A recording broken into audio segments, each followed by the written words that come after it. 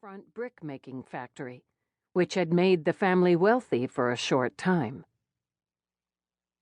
Perkins Bricks had built many of the buildings in downtown Newcastle, and as far away as Boston. The boom came in the 1840s, but the business failed a decade later after Boston financiers bought out the brick production of a number of local companies, including the Perkins operation, and merged them into a single corporation. The new business owners arranged for a large order from the Newcastle area to Halifax, Nova Scotia. The bricks were shipped, only to have the financiers disappear with the money. Every area brickyard went bankrupt. Afterward, all that remained of the once prosperous Perkins business was the family home, built by their own hands, known as the Brick House. The family looked back at its glorious past, while its present went to seed.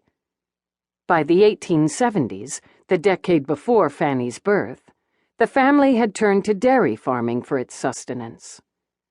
Her father, Frederick, blue-eyed, fine-boned, and refined, educated as a member of the upper class, had married Susan Bean, plump and down-to-earth, a woman from another old Maine family who was admired locally for her skills at animal husbandry. Soon, Frederick was pining for a better life for himself and his family.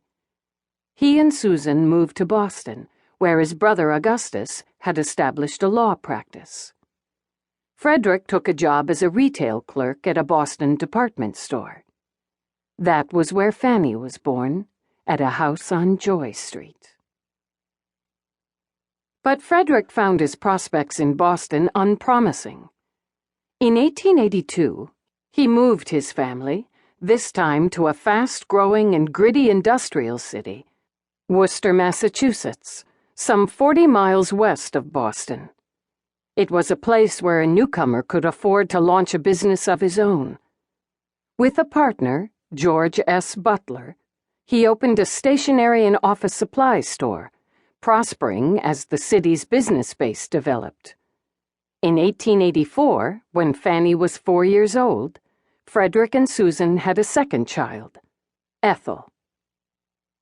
Fanny grew up middle class in Worcester, a shopkeeper's daughter.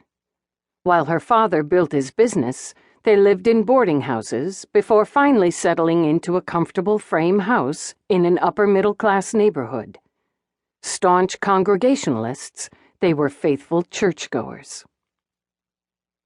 The family, nonetheless, thought of their ancestry as storied and heroic, and with some reason. The most dramatic family tales came from a paternal grandmother, Cynthia, who was born in 1809 and lived to be 101. Fanny's tightest family bond was to this woman, who had endless aphorisms about how people should behave when they faced adversity. In her adult life, Fanny frequently referred to her grandmother's witticisms, particularly when facing difficult decisions. She came to pride herself on the Yankee values they shared: self-reliance, democratic beliefs, tenacity, physical endurance, contempt for complainers, and a tendency to be close-mouthed, particularly about people and things she held most dear. Their ancestors were Scotch and English Protestants who arrived in the colonies before 1680, landing first in the Pilgrim settlement of Scituate, Massachusetts, before making their way to Maine. Even Fanny's voice, with its rich and rather British-sounding New England accent, with long A's and dropped R's, carried faint echoes of that original Anglo-American heritage. Wending their way through the Perkinses' family tree were strains of brilliance, traces of manic depression, and a propensity for acts of public altruism that cost the doers dearly. All key characteristics in Frances's personality as well. The family was particularly proud of one glorious and tragic ancestor, attorney James Otis, the incendiary Revolutionary War patriot